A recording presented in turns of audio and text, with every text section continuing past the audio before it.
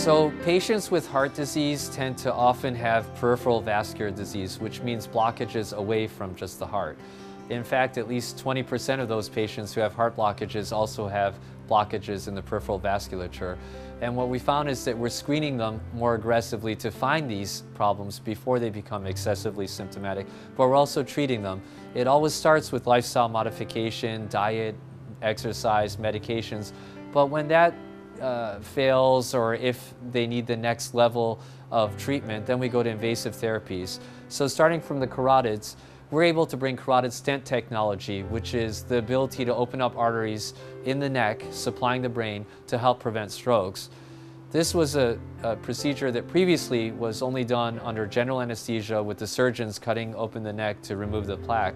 Now we could do that through the groin, utilizing a stent without ever having to put the patient to sleep. In fact, the patients are awake and it's a brief procedure. It takes less than 30 minutes usually, and they're in and out of the hospital within 24 hours. So it's a wonderful thing for the patients, and it definitely improves their outcomes and decreases their chance of strokes or mini strokes.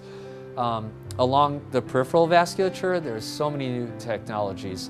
We started with atherectomy, which is Roto-Rooter of the arteries and legs over a decade ago, and now we've moved to drug-coated balloons, different kinds of stents, including very flexible stents, such as the Supera brand.